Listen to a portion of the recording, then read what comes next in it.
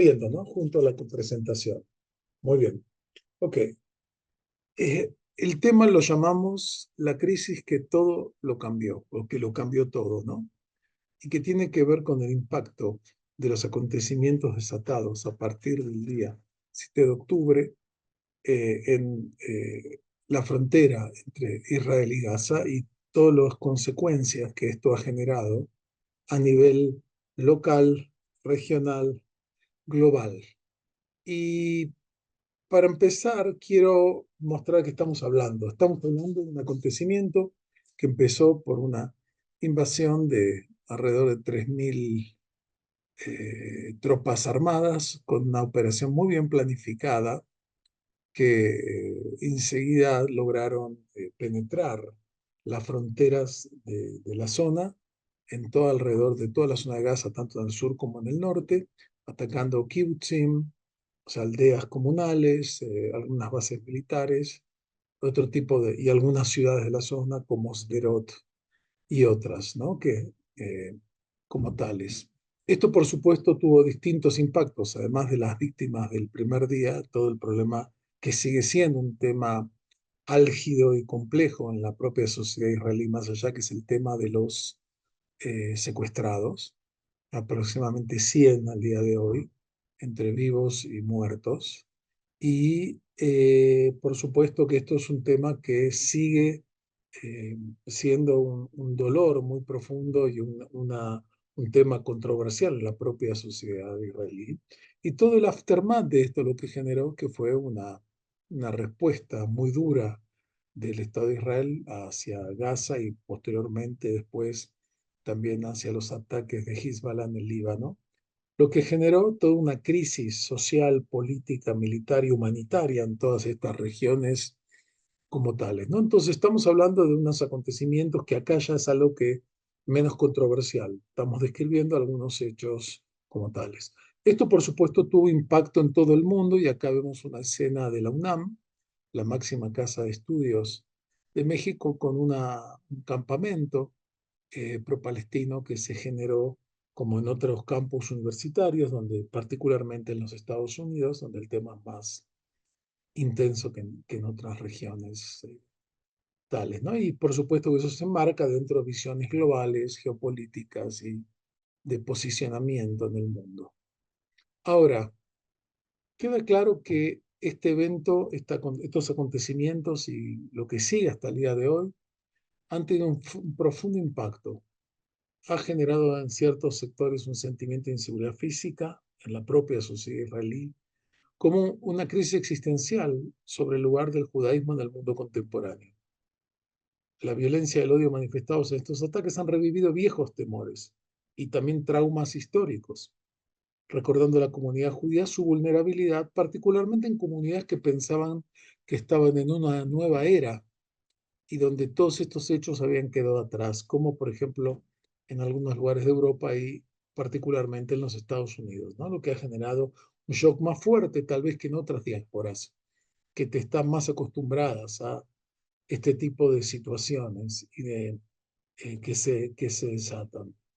Ahora, quiero empezar con una observación metodológica que me parece importante. El gran filósofo alemán, George Hegel, decía una frase eh, metafórica que es muy poderosa. El búho de Minerva emprende vuelo solo al atardecer. El búho es símbolo de la sabiduría y Minerva en latín o Atenea en Grecia, era la diosa de la sabiduría. Y el búho era como un acompañante de esta diosa. La idea era que el búho vuela al final de un proceso, no en el medio y no al comienzo. Es decir, solo se puede entender la historia en forma de retrospectiva, una vez que ha terminado. Y el problema es que nosotros estamos en una noticia en desarrollo, como se dice hoy en día, es decir, estamos en un proceso en el que todavía no tenemos claridad de todas las implicaciones que esto puede tener o va a tener. Entonces nuestra perspectiva es en muchos sentidos muy limitada, porque estamos en el medio de la situación y esto no permite una comprensión seria de todo lo que está pasando porque estamos en una etapa en la cual las cosas se están dando, es decir, estamos en medio de un proceso. No tenemos acceso a los archivos para entender a fondo. Recién en 200, 300, 500 años se va a poder saber mejor las motivaciones claras de cada actor. Lo que tenemos ahora es un nivel de información periodística, que es algo limitado y hay que tomarlo esto en cuenta. En otras épocas históricas podemos entenderlas mejor porque tenemos un siglo, 2 siglos, 3 siglos o 10 siglos y eso nos permite cierta comprensión. Pero todavía si ustedes van a Francia van a ver que la Revolución Francesa sigue siendo un tema de discusión, para algunos un hecho clave, poderoso, positivo, para otros un hecho negativo dentro de la propia historia. Entonces, uno tiene que entender esto que todavía no estamos en condiciones de tener una comprensión clara de lo que pasó, ni de los hechos en sí mismos, ciertos aspectos de los hechos, ni de las motivaciones de los actores cómo actuaron, por qué actuaron y qué fue lo que pasó. Y esto hay que tomarlo en cuenta, ¿no? Hay gente que ya hace análisis como si esto fuese un hecho que pasó hace 100 o 200 años y estamos en medio todavía del torbellino. Aquí viene algo importante, que es la pregunta de fondo que nos planteamos con este webinar, ¿no? Es decir, que acá tenemos dos perspectivas, si ustedes quieren, en conflicto. Desde la perspectiva del aquí y ahora, que es cómo reaccionamos por todo el impacto que esto genera en nosotros emocionalmente, culturalmente, intelectualmente, socialmente, versus la perspectiva de larga duración. Esta es una perspectiva que ya la he planteado en diversos marcos y también en estos webinars, que la historia judía no se puede entender salvo desde una perspectiva de larga duración. Y esto tiene que ver con, por un lado, la naturaleza misma de la historia de los judíos, que es una historia milenaria, no de siglos, milenaria, y por otro lado es un enfoque historiográfico que plantea, y esto empezó con una escuela en Francia, con figuras como Marc Bloch y Fernand Braudel, que hablan de que los procesos históricos no pueden entenderse simplemente en una visión de corta o media duración, de 100 años, 200 años, 300 años. Hay procesos que tienen un impacto. Por ejemplo, toda la cuestión de qué está pasando ahora desde el punto de vista de lo que se describe como antisemitismo o antisionismo. Es decir, esto no es un fenómeno nuevo, o sea, lo que se llama el odio hacia la figura real o las figuras representativas de los judíos y el judaísmo, es un fenómeno antiguo que empieza en el mundo pagano, en cierto sentido, y se va a consolidar a partir de la emergencia del cristianismo en el siglo IV como religión estatal o religiones dominantes en una parte significativa de Europa y después de otros sectores del mundo. Entonces, no se puede ver esto aislado, lo que está pasando hoy si se desconecta de sus orígenes o raíces, y ahí uno lo que tiene que ver es cuáles son las continuidades y cuáles son las cosas nuevas. Entonces queda claro que estamos ante una situación grave y dolorosa del lado israelí, por supuesto, por las víctimas, por los soldados que han caído y por los secuestrados, y del lado, si ustedes quieren, palestino y otros sectores, por la enorme cantidad de víctimas entre militantes y civiles que se han desarrollado y el impacto que esto tiene, por supuesto, en los medios de comunicación. Y la pregunta acá de fondo en este planteo ¿es esta crisis, que sin duda tiene un gran impacto colectivo, diferente a otras crisis que también tuvieron un alto impacto colectivo, global, dentro del pueblo judío, como por ejemplo la destrucción del primer templo en el año 586 por los babilonios, o la destrucción del segundo templo en la época de la dominación romana en el año 70, o, para tomar otro hecho histórico de enorme significación en su momento, la expulsión de España, que fue distinta a todas las otras expulsiones que se habían dado a 2 o 3 siglos anteriores, ya que fue el fin de todas las expulsiones, el fin de la comunidad judía más tal vez importante, influyente en su momento a nivel global, o la crisis causada por Shabtai Tzvi, que esta es una crisis más de carácter interno, pero uno se olvida que en el siglo XVII se va a dar una terrible crisis que va a dividir gran parte del mundo judío y va a tener repercusiones más allá del mundo judío, que fue el fenómeno del llamado Mesías místico Shabtai Tzvi, eh, en distintas zonas que va a tener impacto en todo el Medio Oriente y por supuesto también en Europa, o sin duda la crisis más contemporánea y más cercana que ha sido la Shoah, el Holocausto con todo lo que eso significó y significa hasta el día de hoy, una memoria viva, poderosa, compleja, utilizada políticamente por todos lados, distorsionada también políticamente en distintos sectores, tanto dentro del mundo judío como fuera del mundo judío, o para tomar otro caso más cercano a la realidad israelí, que es lo que fue la guerra de Yom Kippur, donde también hablamos de problemas de inteligencia previa, problemas de la reacción y una crisis existencial que se generó en la sociedad israelí pocos años después del triunfo, digamos, tan poderoso de la Guerra de los 6 Días en 1967. Entonces, la pregunta es, ¿esta crisis es diferente a las demás? ¿Tiene implicaciones más sísmicas, más globales? ¿O es una más dentro de una larga historia de crisis históricas que fueron formando al mundo judío, ¿no? Como tales.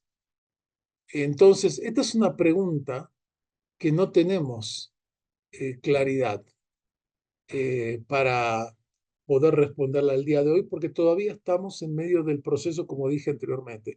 Tal vez en 100 años podamos decir, sí, efectivamente, se trata de una situación que tuvo un impacto mucho mayor que otras crisis. O tal vez digamos, no, es un momento más en el que se fue conformando en épocas de prosperidad, de estabilidad y de violencia y de inseguridad la historia y el pensamiento judío.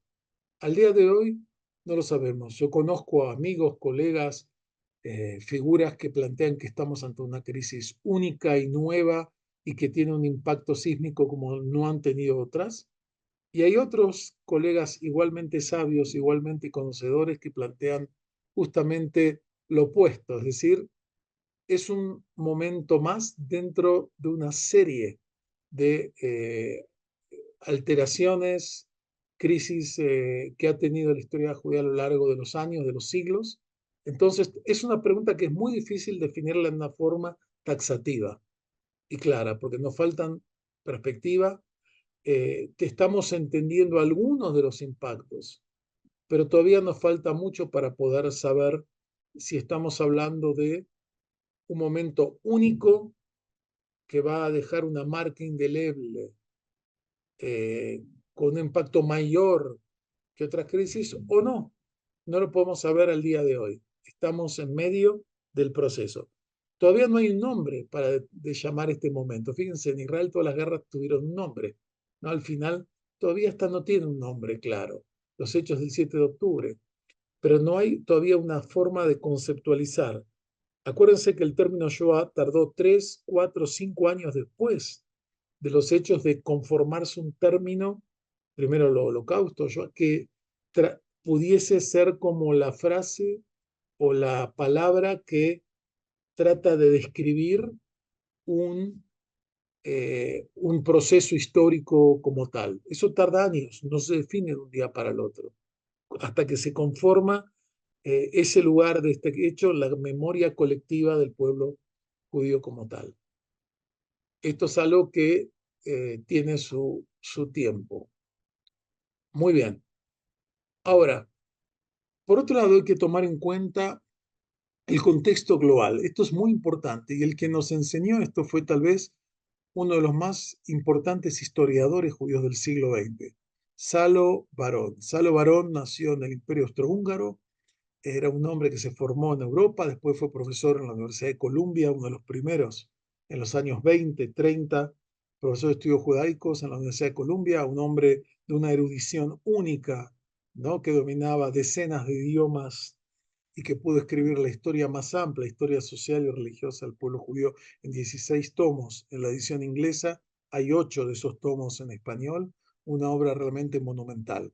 Varón, quien perdió gran parte de su familia, que era de la ciudad de Tarnów, en Galicia, él escribió un famoso artículo en los años 60 o comienzo de los 70, donde él critica las concepciones lacrimógenas de la historia judía.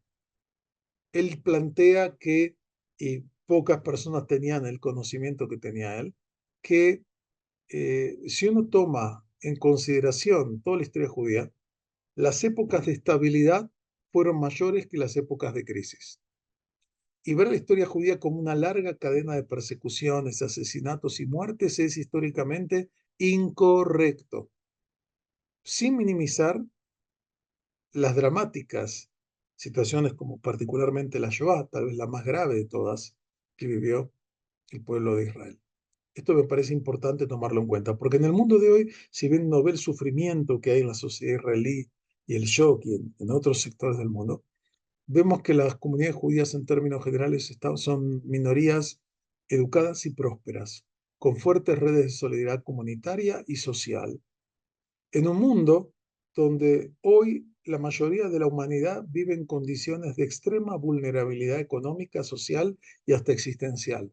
Si uno toma los datos y ve que el 60% de la población mundial vive con menos de $2,5, digamos, diarios, uno entiende, ¿no? El contexto global. Entonces hay que posicionar y situar la situación del pueblo judío y del Estado de Israel en este contexto. Yo acabo de regresar hace una semana de Israel, de un encuentro académico que tuve y de visitas y encuentros con familia, con amigos, con colegas.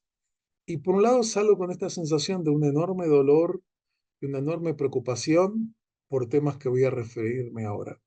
Pero al mismo tiempo una sociedad próspera, pujante, dinámica, con torres que construyen, con cientos de edificios de alto nivel que se están construyendo en todo el centro. Por un lado, una combinación de prosperidad, bienestar, estándares, digamos, altos, una vida cotidiana con los espectáculos llenos, los restaurantes llenos, los shopping llenos, y al mismo tiempo el dolor y la angustia de los que tienen sus hijos en el frente, los que son familiares de gente secuestrada o caída en la guerra. Entonces hay que situar esto en un contexto más amplio y no quedarse con una visión etnocéntrica, somos los únicos que sufrimos, porque no es así.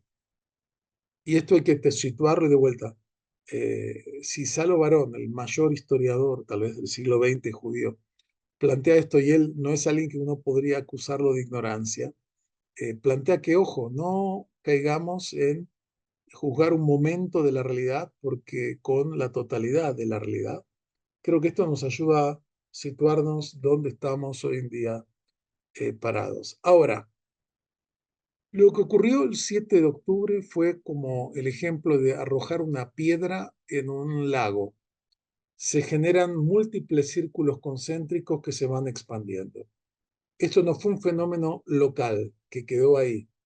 Esto fue un fenómeno que está afectando el mundo en diversas formas, en distintos sectores, grupos.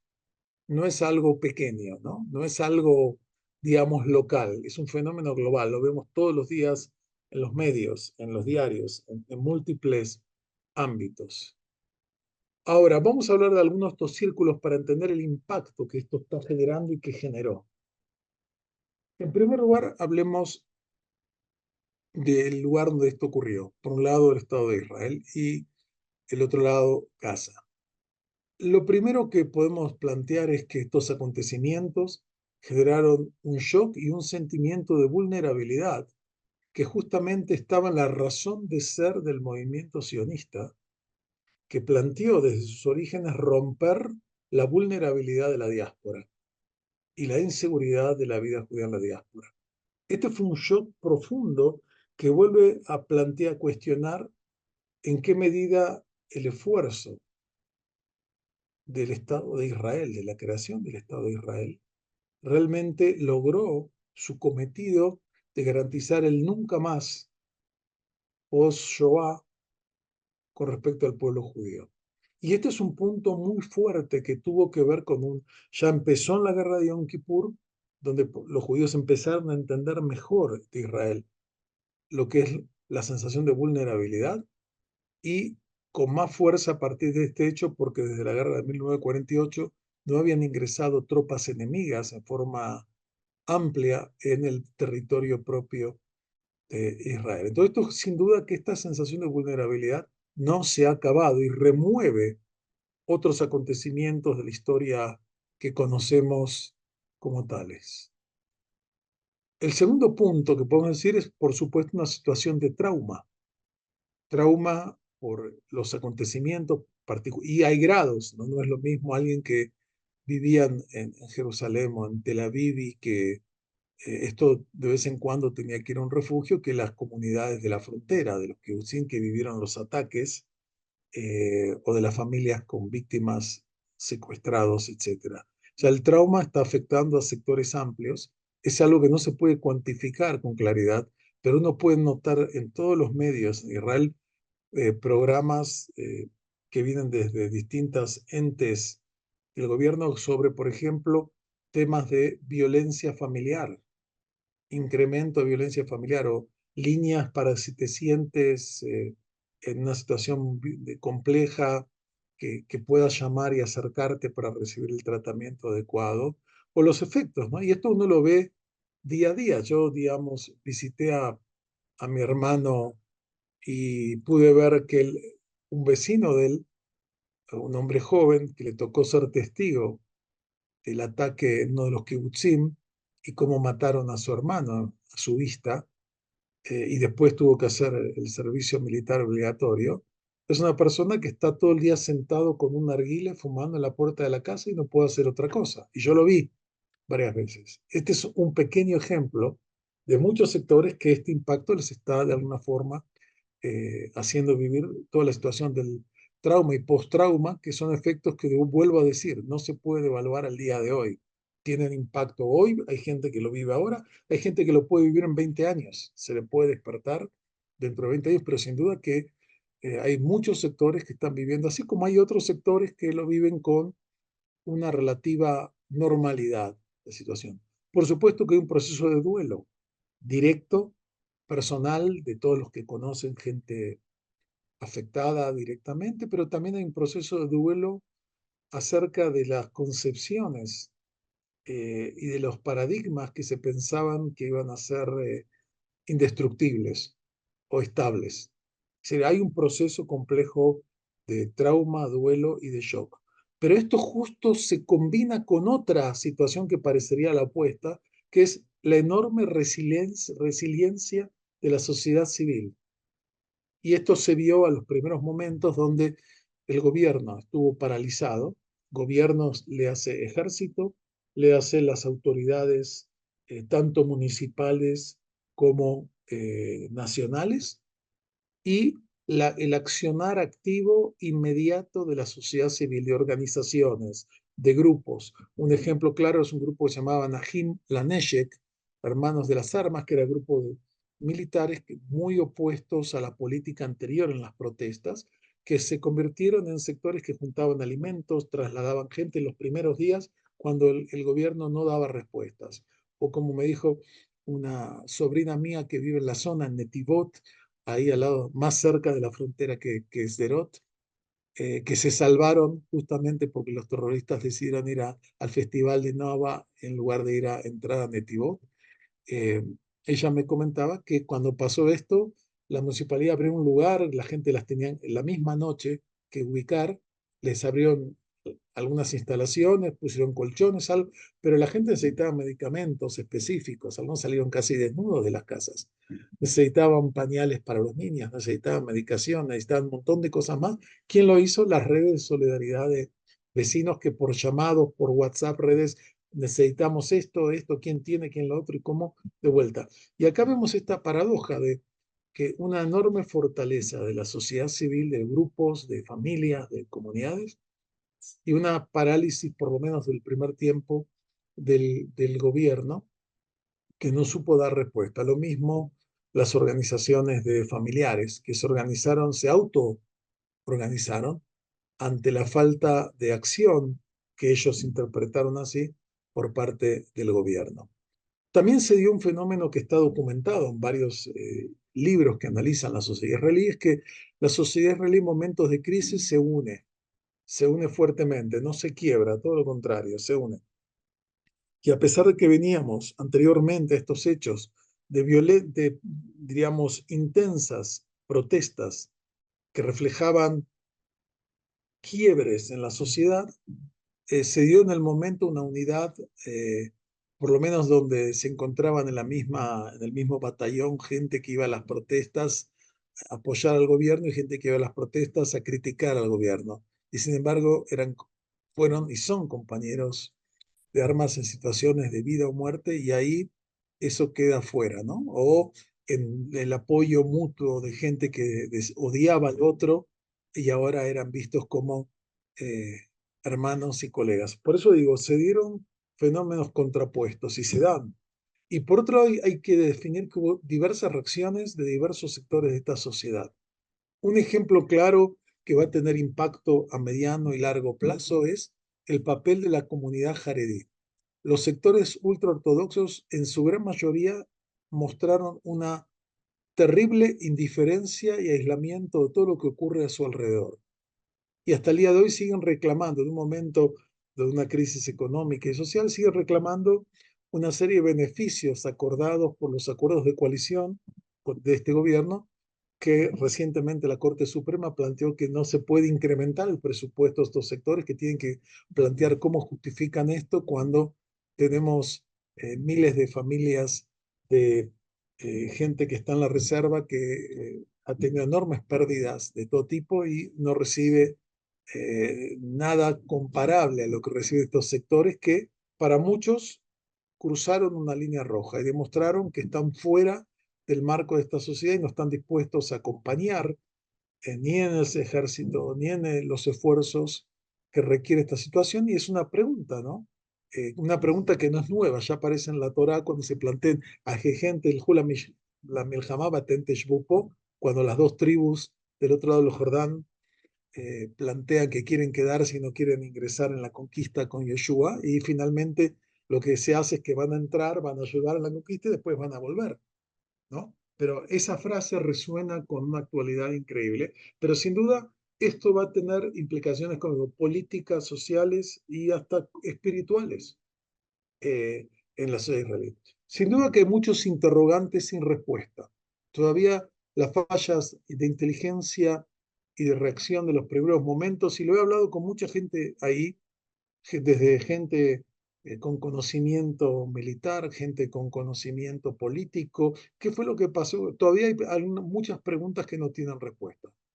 Algunas tienen que ver con cómo funcionan las cosas, ¿no? Era una época de vacaciones, ¿no? De festividades, tenían que quedarse en un lugar 100 soldados, y dicen, bueno, no importa, quédense 30, los demás váyanse. Ese tipo de actitudes que a lo largo se pagan. Pero hay muchas preguntas que todavía, hasta que no se cree una comisión de investigación seria, que seguramente se formará y que se podrán vislumbrar las responsabilidades de cada uno tal. Otro tema que queda claro y ahora está emergiendo, ahora que pasó el momento más candente, es la sociedad israelí ya había sido definida hace más de 20 años por importantes sociólogos como una sociedad de un multiculturalismo conflictivo, es decir, distintos grupos en tensión, ¿no? De un lado y de otro. Eso se está profundizando.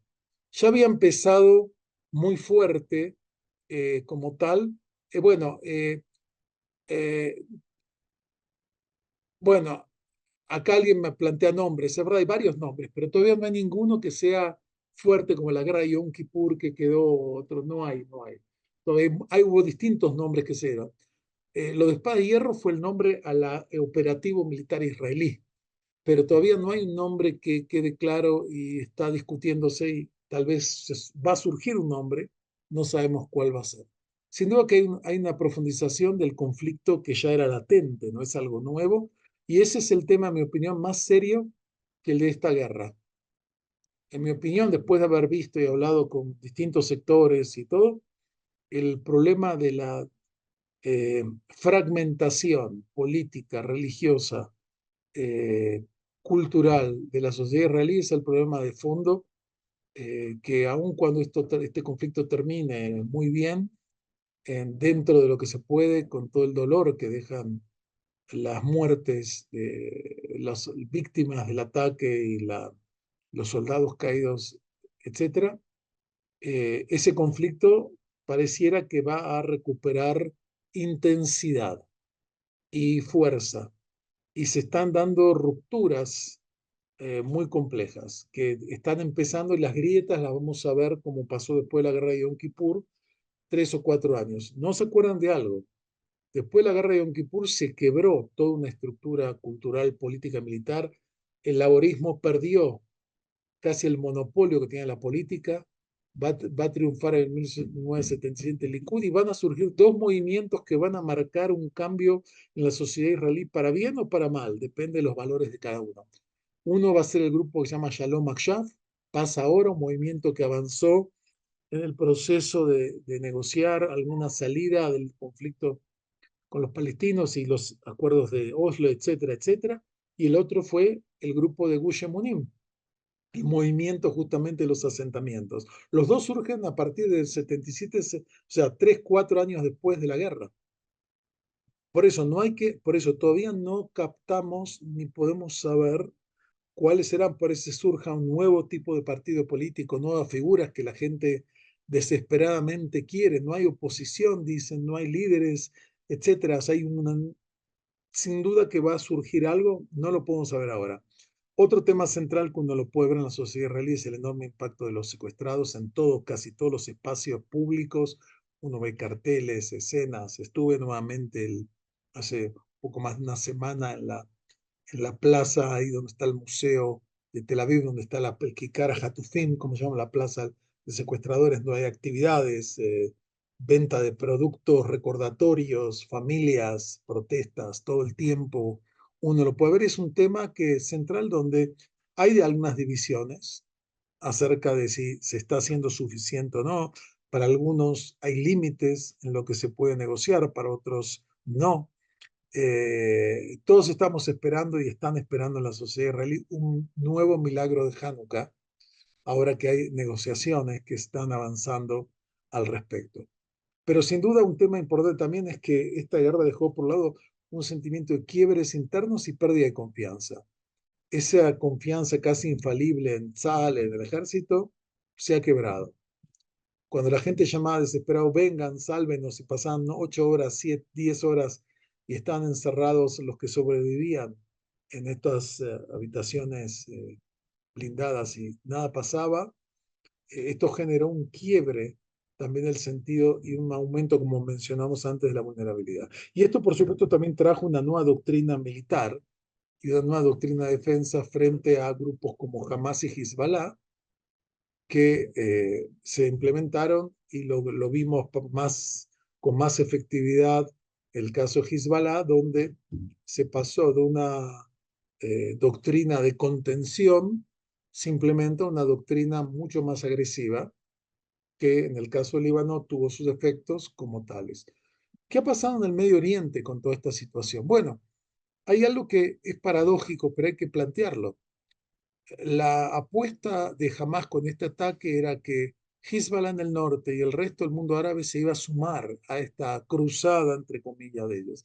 Y la verdad es que no hubo algunas reacciones de entusiasmo en sectores palestinos, sin duda hubo reacciones de entusiasmo en algunos sectores populares, pero no hubo una participación masiva ni de gobiernos ni de grupos. O sea, esto fue un motivo de frustración para los líderes. Jamás uno puede leer sus declaraciones. Ellos esperaban que esto sea el fósforo, el cerillo que genera una reacción en cadena que no se produjo. Por otro lado, sí hubo una solidaridad del eje de resistencia, ¿no? Los grupos radicales en los territorios de Israel, Hezbollah en la frontera con Líbano, Irán, por supuesto, que es uno de los actores claves en este proceso, los Houthis en el Yemen y milicias radicales en Irak, en Siria. O sea, estos grupos intentaron hacer algo, pero de vuelta, a cuentagotas. No hubo una reacción masiva, y al mismo tiempo esto generó, con respecto la doctrina militar de Israel, pelear en 7 frentes simultáneos, lo que no es fácil para ningún ejército, y menos un ejército de las dimensiones de Israel como tal. Sin duda que esto fue un fuerte golpe a Hamas, a Irán y a Hezbollah, por supuesto, el proxy de Irán en la zona. Es un golpe total. Y para esto hay que entender un artículo que escribió alguien militar, académico, Eran Lerman, que lo pueden buscar. Busquen el artículo que se llama The Game of Camps, que hace un juego de palabras con el The Game of Thrones, con la serie esa, ¿no? De luchas, quién lucha con quién. Y su tesis es que desde la primavera árabe de 2010 en adelante no es una lucha de estados, es una lucha de sectores. El campo, digamos, de la hermandad musulmana, el campo, digamos, chiita, el campo de Daesh o ISIL, distintos campos que están en conflicto, algunos con más fuerza, con menos fuerza, pero hoy vemos una desintegración, ahora lo vemos muy claro. O sea, no existe Siria como existía, no existe Irak, no existe Libia, no existe Líbano prácticamente. Si uno ve toda la estructura, este artículo es muy bueno y hace un análisis detallado de los distintos temas. Y lo que vemos también ahora es el efecto dominó. O sea, lo que pasó, el golpe que dio Israel a Hezbollah en Líbano generó posteriormente de alguna forma un vacío y una debilidad de este sector que generó un levantamiento sirio que fortaleció a un grupo, digamos, yihadista, Daesh, tipo Daesh, versión siria, aunque ahora hace declaraciones más de moderación y todo un movimiento que hizo caer un régimen de 53 años, que era el régimen de Assad, a pesar del apoyo ruso e iraní. Irán debilitado por este conflicto y por el golpe de Hezbollah y Rusia debilitada por la guerra en Ucrania. Entonces, todo está interconectado, como ven. Y por otro lado tenemos el campo que Lerman llama el campo de la estabilidad. Es decir, países que quieran, no les conviene un cambio abrupto del status quo, como, digamos, tenemos a Egipto, tenemos a Arabia Saudita y a los Emiratos, tenemos el propio Israel, tenemos lugares que no quieren ese juego del caos versus los otros que sí apuestan a ese caos como tales, ¿no? En ese juego. Y países que juegan un poco a las dos puntas como Turquía y Qatar, que por un lado financian, apoyan grupos de este tipo y por otro lado quieren estar dentro de los países legítimos como tales, ¿no? Pero todo esto son efectos que, vuelvo a decir, están en proceso, no sabemos si hay otro nuevo estado que va a enfrentar estas transformaciones. Ahora, en el mundo, ¿qué ha pasado en términos globales? Bueno, queda claro que ha habido, en términos masivos, generar un fuerte apoyo a la causa palestina radical. ¿No? Lo vemos en los campus, ¿no? Universitarios que han encontrado, pareciera, la nueva razón, el nuevo modelo. Si antes el ícono de la época era la foto del Che Guevara, esa famosa imagen que había fotografiado este fotógrafo Corda, ¿no? Que todos lo usaban en los t-shirts. Hoy en día la kefía ocupa ese lugar, ¿no? Es un ícono de que soy revolucionario, de que estoy luchando para transformar el mundo. Y algunos casos, muchos jóvenes de clases medias altas que nunca han tenido nada, digamos, particularmente emocionante en la vida, encuentran en esto una razón para creer que con eso están transformando el mundo, están enfrentando a la violencia, digamos, de las policías europeas y norteamericanas, que no es lo mismo que a mí me tocó las policías de América Latina durante las dictaduras, que ahí sí era un tema serio y preocupante como tales. Pero pareciera ser eso, que la causa radical en ese sentido, y aquí hay que entender algo, en este sentido han tenido una victoria mediática casi absoluta. No hay nada que se pueda hacer al respecto, en mi opinión, nada, porque nadie puede combatir contra las imágenes que se ven en la televisión día a día de zonas destruidas y población civil sufriendo.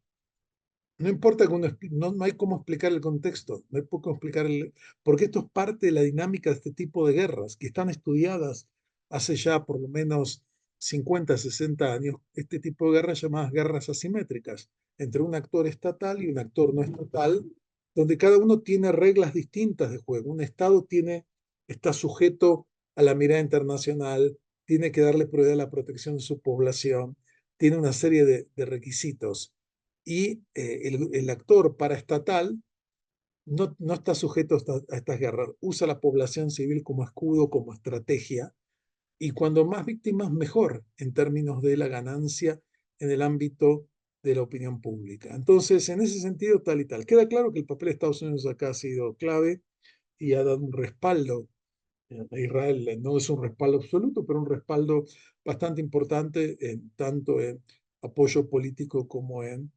armamento en este sentido.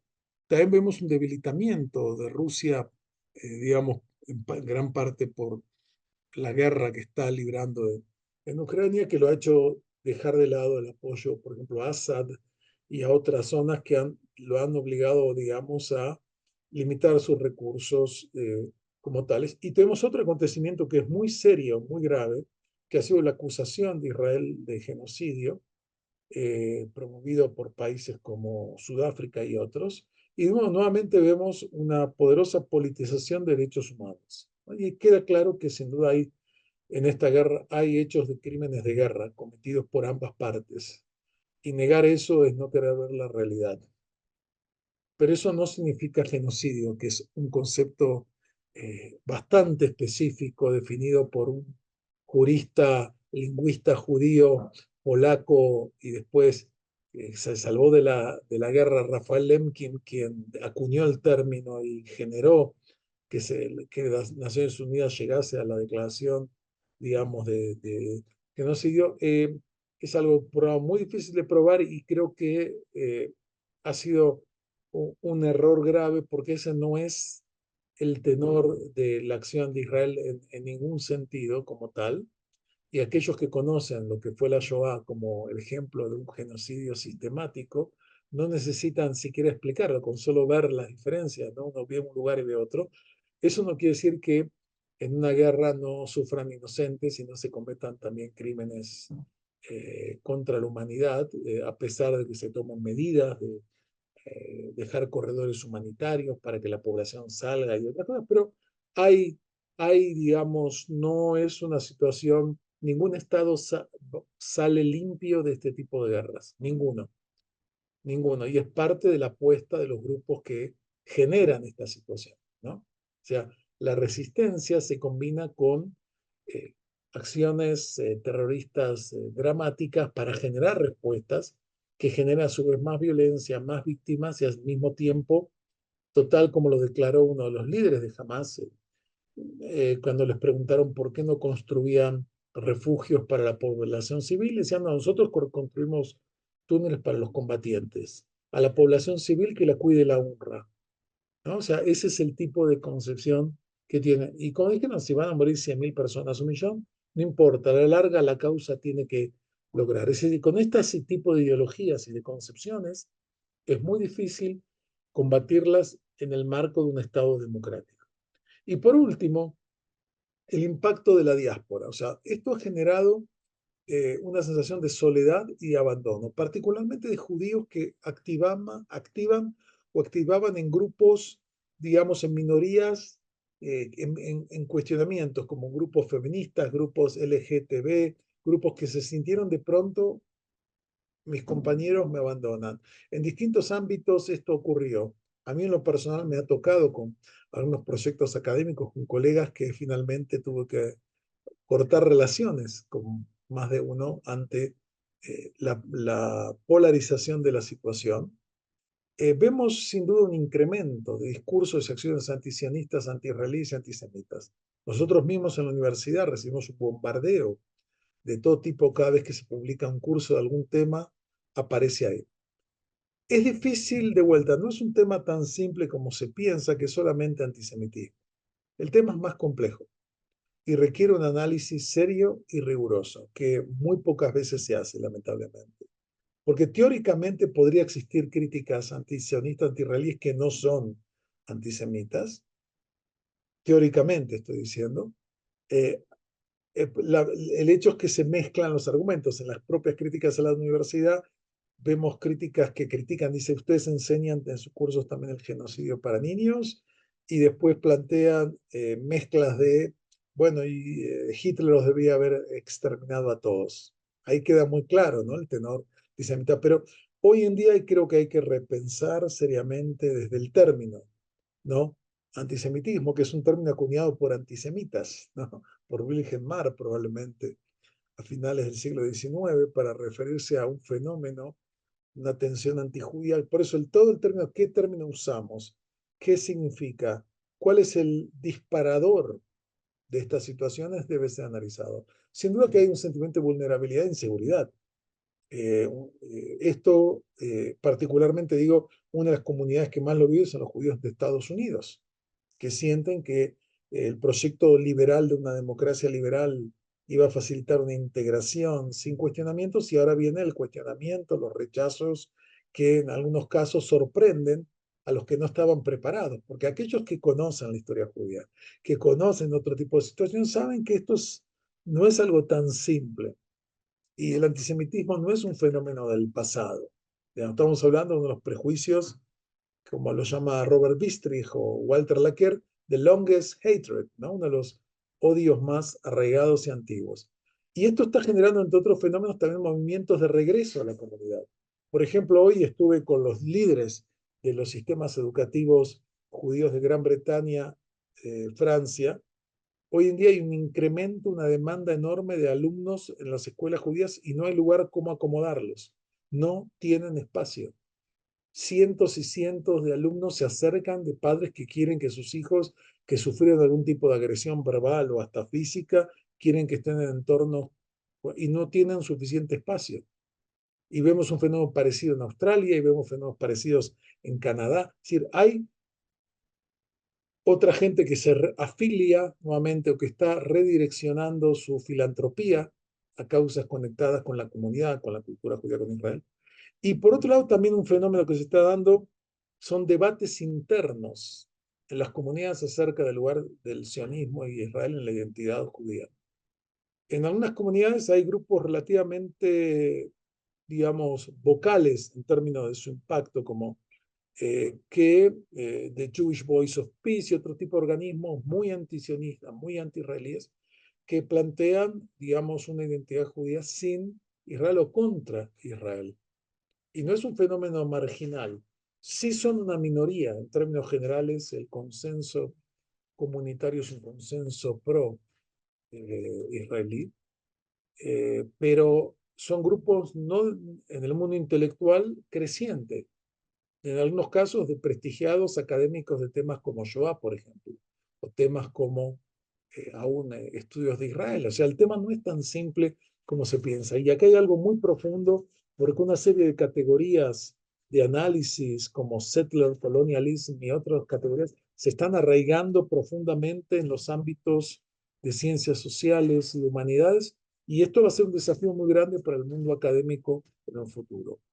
Y por último, algunas preguntas en el plano historiográfico y teológico, ¿no? Acerca de, bueno, como dijimos antes, ¿estamos ante un cambio único o un momento más? El escenario catastrófico al florecimiento, de la oscuridad a la luz, o sea, estamos ahora en un momento de oscuridad y pronto volveremos a la luz, como eh, la festividad de Hanukkah y otras festividades los recuerdan. En la historia judía los escenarios catastróficos suceden a escenarios de florecimiento y viceversa, a veces con bastante rapidez, si uno lo ve esto a largo plazo. Y esto plantea también preguntas, como digo, teológicas, filosóficas, y menciona acá tres autores que han trabajado estos temas.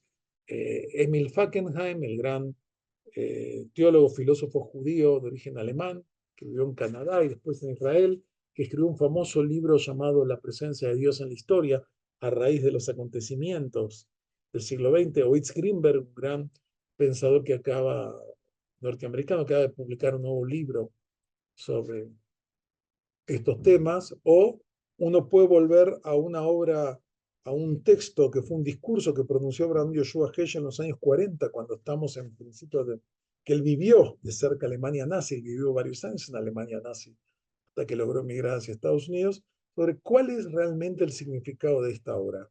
Todavía no lo podemos entender con claridad. ¿Cuál es el significado de esta obra? ¿Qué significa? Sin duda que esto tiene mucho que ver con otros temas y que acá quiero cerrar con esto que es Hanukkah. Esto es un artículo que tengo que voy a publicar pronto sobre Hanukkah y la geopolítica de las emociones, ¿no? Es decir, las emociones determinan mucho de lo que somos y las festividades judías expresan esto. Y hay una tensión entre la esperanza y el miedo, el orgullo y la humillación, que define la relación del pueblo judío consigo mismo y con el mundo. Y Hanukkah es un símbolo de victoria y la independencia, valores que dialogan hoy en día con el Estado de Israel contemporáneo y sus desafíos existenciales. Y en la diáspora también une a las comunidades dispersas, porque Hanukkah tiene una narrativa de unidad, de resistencia y de fe en el futuro. Y esto es parte también de toda esta situación. Ahora, queda claro que con esta presentación no espero resolver todas las preguntas que tenemos, que cada uno de ustedes tiene. Simplemente era plantear algunos de ellos e invitarlos a aquellos que quieran profundizar estos temas a nuestros programas de cursos. Y simplemente quiero mencionar brevemente esto. Tenemos la maestría en estudios judaicos en modalidad presencial y acá veo egresados, docentes de nuestros programas. Tenemos la modalidad presencial y la modalidad en línea. Nos quedan las últimas becas. El que quiera entender a fondo la historia judía seriamente, sin mitos, sin, digamos, tantos prejuicios que hay, los invitamos a acercarse y conocer estos programas en nuestras redes. Y después tenemos cursos específicos que tratamos temas conectados con esto. Vamos a tener un curso acá presencial con el doctor Adolfo Reutemann, quien estará como profesor visitante nuestro, ya no por una semana, sino por varios meses, sobre el templo de Jerusalén entre la historia y el mito. ¿Qué conexión hay entre el pueblo de Israel y Jerusalén y la tierra de Israel? Y escucharlo de uno de los mayores expertos mundiales en este tema. O un curso para entender la dinámica del ciclo de vida de las festividades judías y los ciclos de vida. O un curso de pensamiento judío contemporáneo donde vamos a ir desde Martin Buber hasta el rabino Sachs, ¿no? Para entender cómo estos pensadores han luchado también con el antisemitismo, también con los problemas de Dios, de fe, de significado. Y por último, otros dos cursos que tenemos muy conectados con lo que vimos. Vamos a tener un curso que lo construimos justamente para responder a la pregunta de hoy. 15 crisis que transformaron la historia judía, del exilio babilónico al 7 de octubre. Vamos a tratar de analizar cuáles fueron las crisis, cuál fue el impacto y cuáles fueron las respuestas. Es fácil decirlo con respecto a la destrucción del primer templo o a la destrucción del segundo templo, pero es un curso para explorar y estudiar estos temas y cómo se encontraron respuestas parciales, totales a esa situación.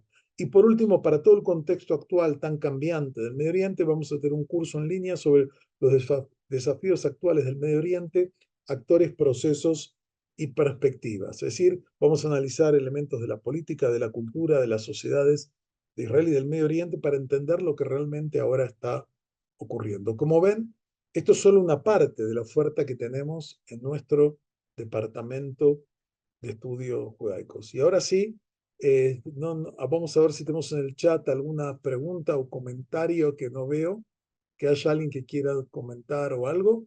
Estamos abiertos a preguntas que utilicen el chat, por favor, para que podamos tener claridad o por lo menos poder ver si hay algo que podamos contribuir. Como dijimos, estamos en el medio del torbellino, tal vez saliendo, tal vez no, porque uno no tiene digamos, todavía no tenemos la perspectiva histórica para poder comprender seriamente lo que está pasando, pero sabemos que hay resiliencia, sabemos que hay respuestas, ya no estamos igual que el 7 de octubre y bueno, es parte de nuestra historia como tal. Quiero ver si hay...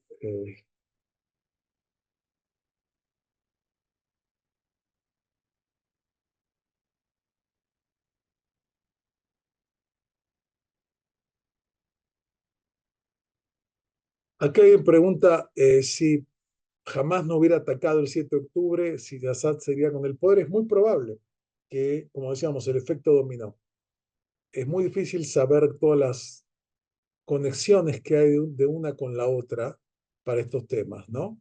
Eh, bueno, acá figura la figura de Bibi, una figura muy controversial, muy polémica y muy cuestionado, que sin duda tendrá un destino yo creo que peor que el que tuvo en su momento Golda Meir, una excelente política en muchos sentidos, pero que terminó mal porque le tocó estar a cargo y por lo menos tenía una responsabilidad política, ¿no? Ante lo que ocurrió y en este caso queda claro que hasta ahora todos los involucrados renunció ya el jefe de inteligencia militar, el jefe del ejército también ya se va y tiene claro que su culpa política militar como tal y el único que todavía tiene que hacer esa afirmación es sin duda Bibi Netanyahu, ¿no? Una figura, vuelvo a decir, quiero ser lo más objetivo posible, ¿no? Una figura muy, muy polémica y muy cuestionada, que se le suman los juicios que tiene por causas, digamos, anteriores a este conflicto, ¿no? De todo tipo de causas.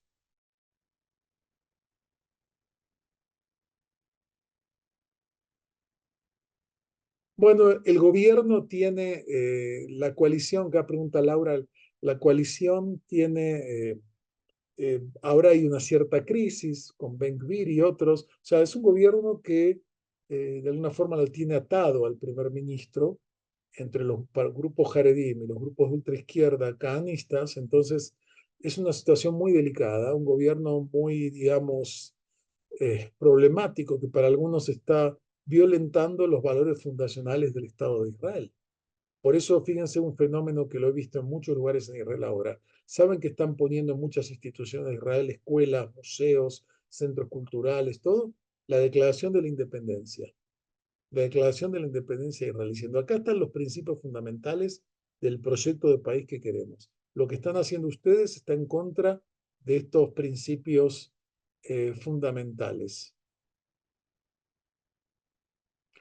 Eh, Nadie sabe qué puede pasar con Netanyahu. Es un gato que tiene muchas vidas, sumamente astuto y de vuelta, pero la opinión pública, por lo menos los últimos estudios, hablan que hay otros grupos que podrían tener, hay figuras que están tapadas o están emergiendo, hay figuras que están desgastadas. O sea, es difícil saber qué puede pasar el hecho que haya paz. ¿Qué significa que haya paz? ¿Que arreglen el tema con Gaza? ¿Eso es paz? Hay muchos temas que están, como decimos, todavía hay muchas variables que no manejamos. Sin duda que va a haber cambios profundos de fondo en la sociedad israelí. Hay cambios profundos en algunas comunidades que ya están viendo eh, nuevas tendencias. Particularmente es muy sorprendente lo que está pasando en distintos sectores del judaísmo norteamericano, desde filántropos hasta que dejaron de apoyar a universidades como antes apoyaban y apoyan a causas más específicamente judías o universidades de Israel y de otros temas. O sea, estamos viendo cambios de vuelta, un cambio fuerte. ¿En qué dirección todavía no lo podemos saber? Estamos, como dije, no me preguntes ahora que estoy en el medio del torbellino. Pregúntame cuando salga. Y la pregunta es, ¿cuándo salimos? No sabemos. Es decir, la historia es compleja, es turbia, es indescifrable, por lo menos para los actores que la vivimos. Podemos entender o tratar de, pensamos que captamos ciertas tramas de la historia, pero hay muchas cosas que nos desafían. Sin duda que hay grandes preguntas. Eh, bueno, hay problemas demográficos. Acá plantea la hora, es verdad. O sea, los grupos ultraortodoxos crecen por su gran cantidad de hijos y eso genera un mayor peso relativo, pero todavía la población israelí es una minoría de 10%, 12% de la población. O sea, todos estos sectores, si sumamos el grupo ortodoxo nacional, digamos, moderno, no llegan al 20% de la población. Son un grupo minoría, pero una minoría que organizada políticamente, que saben defender bien sus causas. Pero todavía, como digo, hay quienes tienen una visión muy distópica de la sociedad israelí y en algunos estudios se descubrió que un grupo importante de cientos de miles, si no cerca de un millón de personas de Israel, tienen planes piensan alternativas de dónde vivir, lo que es algo muy fuerte, pues el sector más educado, de mejor nivel socioeconómico, se plantea estos interrogantes, ante los que plantean que estamos en un entorno que se puede generar una transformación positiva con todo el sufrimiento y dolor que es tocado, y los que plantean que no, que tiene una visión pesimista de la marcha del Estado de Israel, previo todavía al tema de la guerra. Y ahora volvió el tema del Poder Judicial. Está en pleno conflicto actualmente entre el ministro de Justicia y la Corte Suprema, y nosotros conocemos que todos los gobiernos populistas, no importa que sean de derecha o izquierda, no les gusta un poder judicial independiente. No importa dónde sea. Y si uno escucha lo que declaraban gente de los partidos en el poder de este tipo en Argentina, en Hungría, en Polonia, en Israel, en México, decían lo mismo. No hay diferencia. Tiene que ver con una alergia que tiene, digamos, los populistas frente a poderes independientes y este juego de balances que van como tal. No, bueno, sin duda que hay odio y que se canaliza muchas veces de Israel. Hay que entender que estamos como digamos, estamos como decía un importante sociólogo, un libro que se llama Los Ingenieros del Caos, acerca de la política actual. El mismo autor que escribió una novela fascinante, se llama El Mago del Kremlin, que recomiendo que la lean para entender un poco el funcionamiento. O sea, del mundo de hoy, la política se maneja por una combinación de dos temas: la ira y el enojo, el malestar de la gente y los algoritmos adecuados. El que sabe unir estas dos cosas en sus propuestas gana el poder. Me olvidé de mencionar cuando era populismo Estados Unidos también, ¿no? Y el futuro presidente, el mismo tipo de cuestiones. La élite maneja esto y nosotros que representamos al pueblo, o sea, estamos viendo un momento global complejo, donde se está desarticulando todo el orden democrático tradicional que se creó después de la Segunda Guerra Mundial. ¿Hacia dónde irá? No lo sabemos, pero vamos hacia un orden postliberal, eso es claro.